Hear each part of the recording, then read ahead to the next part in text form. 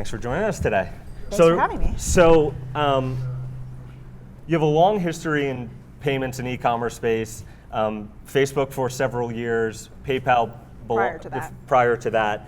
And Facebook now has several e-commerce efforts going on, and you're leading several of those. Wanted to start with the most recent one, just announced a couple of weeks ago, which is Facebook Marketplace. Sure. And for those who haven't checked it out yet, if you open up your Facebook app, you may be surprised that the bottom middle tab is now what looks like a shop. And some people are calling this your Craigslist competitor. I don't know whether you like that or not. But let's start there for a second. What is the goal of that product, and what did you see in Facebook before that led you to believe that this was an opportunity? Sure. So we launched Marketplace a few weeks ago to US, UK, Australia, and New Zealand. And what we really saw was last year, we started hearing stories about people who were using groups, just plain Facebook groups, to buy and sell. And when we started looking into it more, we realized there were actually a lot of people who were doing this. And so we started building out features to just make that buying and selling process within groups easier. And today we have 450 million people who visit those groups on a monthly basis. That number is amazing, crazy. Yeah. And 450 million is great, but we wanted to be able to share that experience with more people. And our goal was really just about, how do we create better experiences for people? How do we create great experiences for people? Things that they want to do. And that's clearly what we were seeing, is we were seeing all of these people buy and sell within these groups. So you open up Marketplace today, and you see a host of different types of products that people usually used products that people are selling in the community around you, right? Right. And when I think about Facebook, I think of a lot of the big successes outside of the core Facebook product have come through acquisition. So I'm thinking about Instagram, I'm thinking about WhatsApp, I'm thinking about Oculus. And so I'm curious, you saw stuff in the groups. I'm curious whether you, this was an avenue where you first started by looking out at potential acquisitions, or did this feel like something you wanted to build in-house from the start? I think when we first started thinking about it, what we were really looking at was the activity that happened in groups. And so this really came about organically, where we started looking at that, we started thinking about improving that, and then when we started thinking about where else might we take that, it was all very organic growth. And so it wasn't something where we necessarily made a decision and said, we are going after this, so let's go explore all the options and make a very strategic decision around this. This was very much about seeing what people were doing and finding ways to just help grow it. I think you were testing this in Seattle for a while, is that right? This product has been live in Seattle? This product has been live in a number of areas of the US. I'm just curious, what have you learned, right? So even though it just launched to everyone, you've clearly been paying attention beyond just simply noticing the Facebook group thing. So what have you learned specifically about Marketplace and about the way that people are interacting in terms of these transactions? Has there been anything that surprised you or unexpected? I don't know that there has been anything that has been entirely surprising. A lot of what we were seeing was behavior that had been reflected in groups before. I think there are certainly things that we certainly listened to people as they told us what kinds of things they were looking for, particularly around, hey, can you make the feed of products that we see more personalized, something that's more interesting to me? And we certainly heard things like that, and so continually worked to make that kind of experience better. Yeah. As of right now, you don't control the payment side, right? You're simply connecting seller and buyer. Correct. Do you guys right. Do you have any ambitions to control that actual transaction happening? I think Facebook's strength is really in connecting people. Like, if you think about our mission, our mission is to make the world more open and connected. And so right now, we're really just focused on helping buyers and sellers connect with each other. And we'll certainly listen to what people tell us as they use this, and if it's something that they find to be interesting and would make the the experience more useful, it's something that we would think about. I think you just mentioned open for a second, and when I think about Facebook Marketplace compared to how most people use Facebook up to now, the Marketplace is a lot more open in a lot of ways than what a normal Facebook experience has been. Rather than just interacting with my friends or even a few people in a group, you're now in some way interacting with a broad range of people you don't know in an area around you. And so part of that, when you guys rolled out, there were some initial hiccups where there were products being sold that might have been banned. Some examples, photos of weed on the site or something like that. So I'm just curious about how you're tackling that product. Is it manual? Is it automated? And were there surprises that caught you off guard with the launch? Yeah. So the way we think about this, we definitely rely on our community to help us identify items that may be against our policy. There is a policy about the kinds of items that can be sold. And so we certainly rely on our community to help us identify some of those items. We do have some automated systems that help us try to identify those items. And if they identify items, we also have people review those to understand if they actually violate the policy or not. And that's really how we're finding those items. What happens if a seller is selling something they're not supposed to be on Facebook? I mean, is the account suspended? Or are they temporarily halted from Marketplace? Like, what actually happens? So we would definitely take the product down, obviously. And then depending on the history of the seller, if it's a first offense, I guess you could call it. If it's a first offense, we would probably just take down the product. But certainly if the incident is egregious enough or if there's enough of a history, we can do everything up to taking the person off of Marketplace. Okay, so it sounds like it's kind of a case-by-case basis, though? Yes, there are certain policies in place around how we enforce it. Okay. And just one more point on this one line of questioning, which is, so it's still a community. You're trusting the community to sort of I mean, sounds like there's a piece of this that is self-policing, right? Versus proactive, trying to go through. Everything on the Marketplace. There is an automated system, right? We do use automated systems to try to help us identify this. At the scale that we are working at, it's likely that we won't catch everything, and so that's where the community really comes into play to help us identify some of those items. And this is what we do when we look at enforcement in newsfeed and policies in newsfeed as well.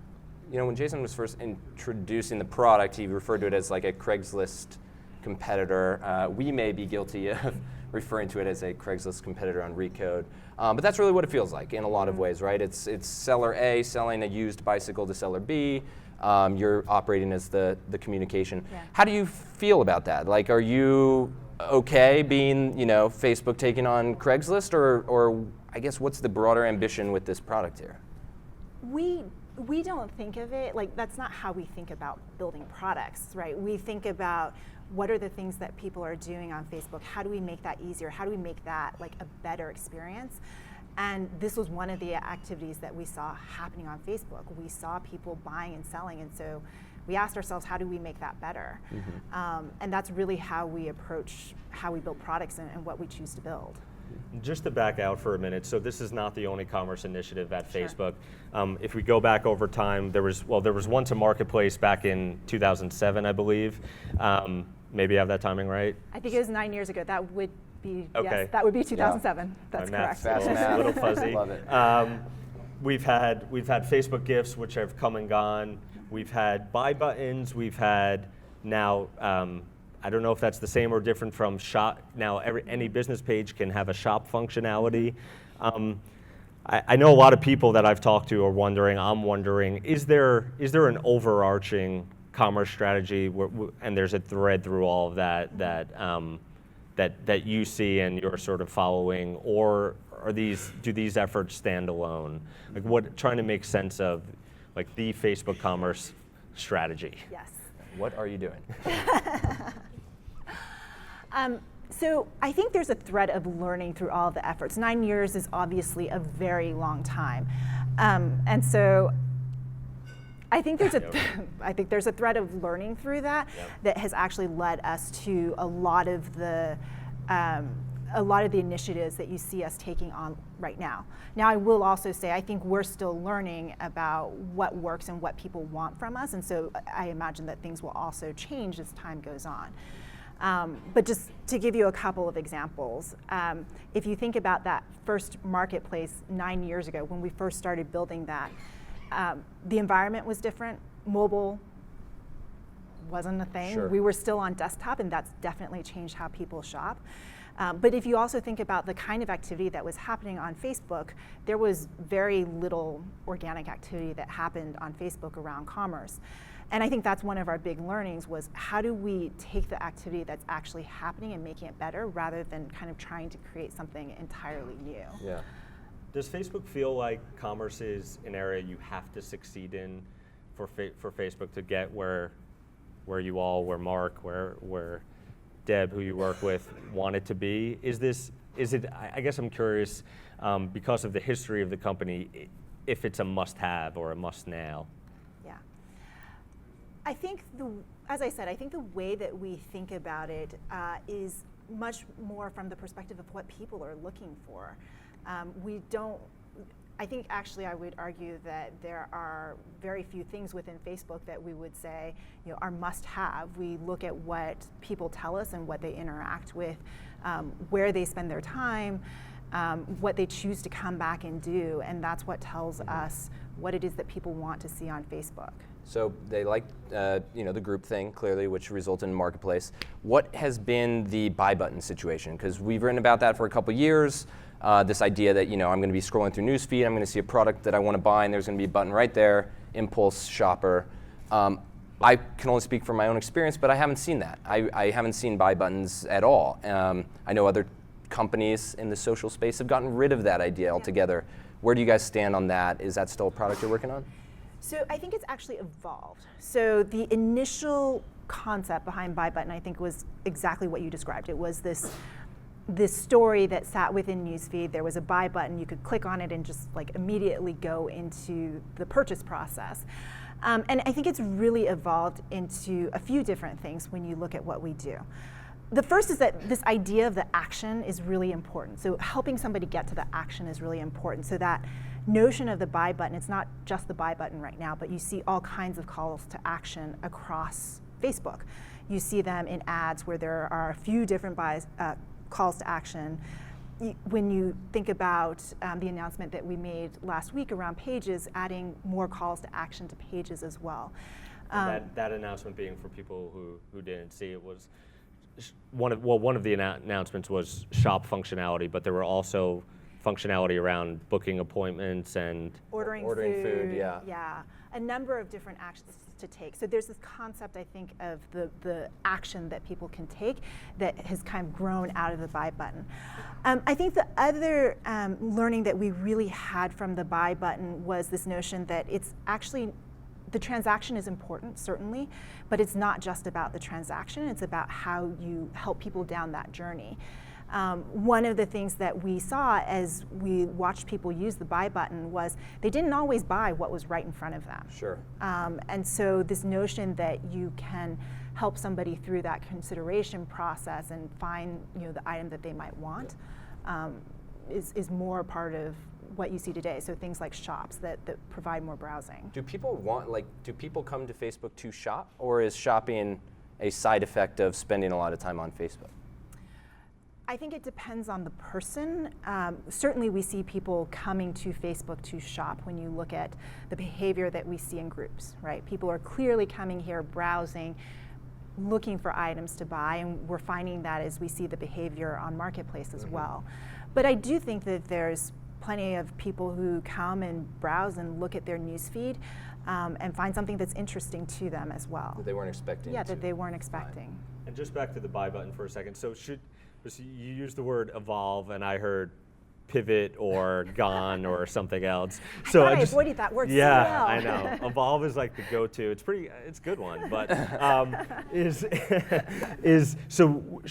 will we not see? I mean, are they gone? Are the buy buttons in my feed gone, or will I still run across that action on advertising products? You'll run into, for example, Shop Now.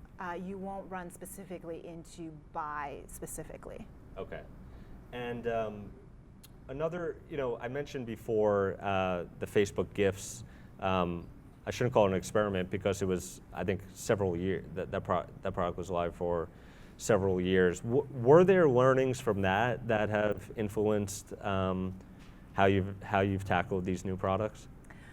So, and for those of you who, to explain the GIFs product, Yes. The GIFs product was really attached to the idea of birthdays. So really looking for what is the unique thing that Facebook can offer around buying, and it was really this idea of how do you connect this to personal events and the personal relationships. And so that's where GIFs kind of came into the idea that, on Facebook you often are told, hey, it's so-and-so's birthday, wish them a happy birthday, and maybe you want to give them a gift as well. A physical gift, not just like a digital gift, right? It you actually were shipping. evolved. There were both. Like Okay. there were physical gifts as well as digital gifts as well. Okay. And I think one of the main learnings that we took out of that then evolved actually into the buy button tests was that when you're thinking about trying to create that kind of habit within somebody, so if we want people to think about Facebook as a place to buy, you want it to be a case where people do it more often. Mm-hmm. And if you think about how often, if you don't have kids, how often do you buy a birthday gift? Yeah. It doesn't happen that often, and so. Kurt's a bad guy, never. I have not gotten Jason a single birthday gift. Yeah. He told me his present here was all I was getting this enough, year. yes. Present enough, yeah. Yeah. And so one of the things that we think about, that we thought about as we evolved, was how do we take this concept of buying and put it into a case that happens more often for people? Gotcha. So all of these things we've been talking about, marketplace, buy buttons, or what's left of them, and the shop functionality for businesses, that's all free. Facebook offers that. Yep. You're not taking a cut of anything. You're not charging people to use it. We're generous, aren't we? You're super generous. Gosh, Well, Facebook. some would say, there are those that would say all these efforts are in service of your advertising business, and the more data you have, especially where you can have transactional data, very valuable, especially in the face of perhaps an Amazon building up their ad business and others trying to get transactional data. So I cut you off, but no, we could probably find some benefits of this to Facebook. Jason pointed out a few. My question is, how do you does this become a business on its own though, right? Like, do you simply say the data is valuable enough, we're going to offer all this for free, let people use Facebook to transact, and then we're just going to take the learnings of that and give them better ads? Or do you say, eventually we want to be part of this, we want to be taking a part of each transaction? How do you think about this? Does this become a line item on the Facebook balance sheet at some point, or what? What we're really focused on right now is creating the best experience for people that we can. And I think there will be a journey around that to creating a really great experience for people. The way that Facebook typically thinks about monetization is to really first make sure you've got the right experience, and then if it makes sense, to look at how you can bring businesses organically into the experience, and then if that makes sense, to think about how you can monetize via advertising. And we can imagine something along those lines for this as well, but at the moment we're really focused on that first step. Are a lot of businesses using I know it's new, are businesses using the shop, are they using their Facebook page to actually set up shop with products and things? Like, how successful has that been so far? So we do see good adoption of shops, I think particularly among smaller merchants, often internationally as well, where, for example, it may be difficult to actually build a web presence. So this may be their website? It could be, yes. Okay. Yeah. We have some time. We have about 5 minutes for audience Q&A if we don't have a room full of shy people, which I know we don't. So anyone who has a question, raise your hand, we'll flag you and get you a mic. Was that a hand? I see 2, 3. Okay. 4. Oh my gosh. We'll start here. Please tell us who you are, where you're from. I don't need a mic. My voice is good. Okay. Maybe can you stand? Can you stand? I always got pop when I was a kid. When you think about this, clearly, Can you tell us who you are?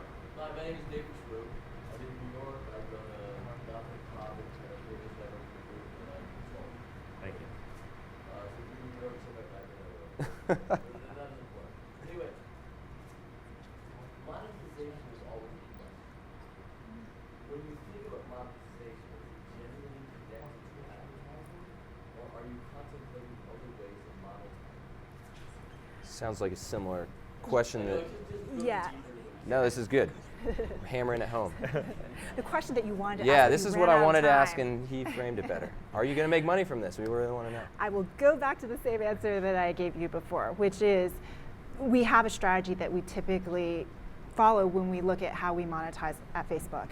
And it is this idea of build a great product, because that's the first thing you have to do.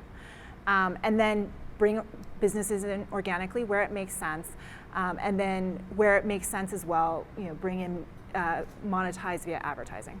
Side benefit of this approach that Facebook is lucky enough to be able to have is there's a handful of VC-backed, heavily funded marketplace apps that probably at some point have to turn on monetization ahead of you. Do you think about that strategically? Yeah, you can wait people out, right?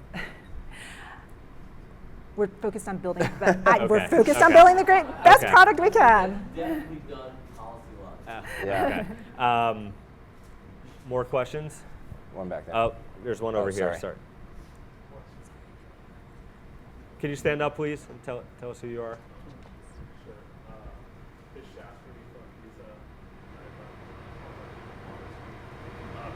Can we get that mic turned up? Okay. I'm just curious, you work at PayPal, obviously, you know a lot of the eBay business there.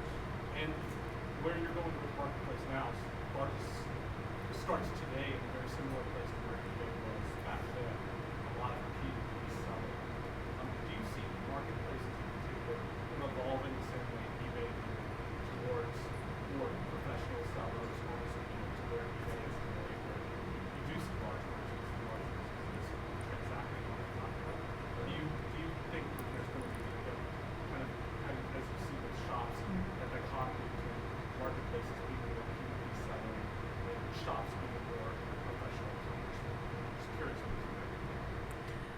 So we see marketplace right now very much as being about local C2C, so helping people buy and sell with people who are near each other. It's really early days right now, so it's a little bit hard to say exactly where it will head. I will say, one of the things we're really doing is trying to listen to what people are asking for as they start experiencing marketplace and understanding what it is that they're looking for, and if that's something that people are asking for, it's something that we would consider. I think we have one in the back. Hi, Barry. Brent Bellum, former colleague of yours from PayPal, Hi. CEO of Nice. BigCommerce. I should say hi to Vish too. Yes. Hey, Vish. So he actually asked the first question I was going to ask, and you answered it by saying marketplace is predominantly for C2C sellers, I presume used goods, they're non-commercial. So the question and request would be, do you have plans to include ad units in the marketplace section? So for example, if a Facebook user is looking for a used stroller or a used kid's bicycle, that one of your Facebook advertisers could then target new strollers or new bicycles with a buy button, on that same page, letting them also try to sell to that same shopper. Person. I'll go back to the answer that I gave to David at the beginning. It sounds like, the data, right? Like, you can see what I'm searching for in Marketplace. So if I do search for strollers, maybe I'm not going to see an ad on the results page there, but an advertiser could see that I recently searched for strollers and I might see something in my news feed. Is that a safe assumption? We're not using the data that way right now.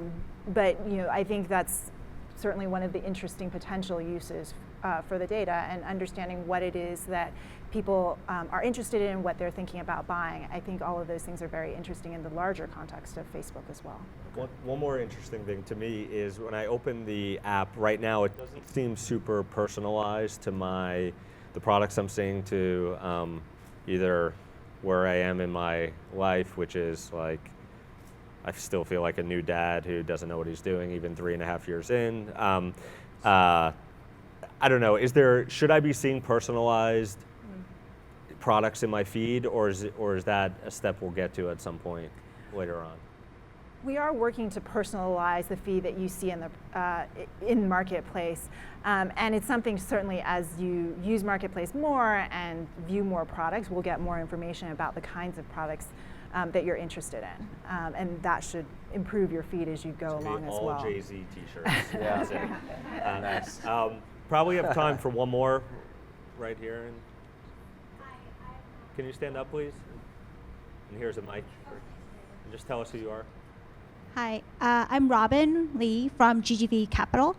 So a question really regarding marketplace versus shops. And so right now, when you go into Marketplace tab, it's kind of just like local C2C. How often do people prefer actually going to the shops part within the menu and actually browsing by shops, browsing by categories, and then seeing a breadth of merchandise versus shopping by brand or shopping by a specific store they know, or coming across from a news feed? Because right now it seems like I could shop in so many different ways, whether it's in the page, Marketplace, on Messenger. Like, it's very confusing for the consumer. So what would be Facebook's major focus to help push the consumer and drive like where they should go? Everyone shops in different ways, and actually depending on what product you're buying, you actually shop in different ways as well. A lot of kids' clothes, I am perfectly fine buying used. They grow out of it so quickly that I would much rather just buy it used. And so from that perspective, I understand, great, let's go to Marketplace, let's see what's nearby me and make that purchase. There are other things, I'm trying to think, electronics I tend to buy new, right? Sure. And so that's a different shopping process for me. And so I actually think that the different choices that we're giving people for how to shop is really about how they shop, because people do shop in different ways and for different purchase occasions. All right, we're gonna have to wrap up there. Mary, thank you very much. Thank Kurt, you. thank you very much. Yeah.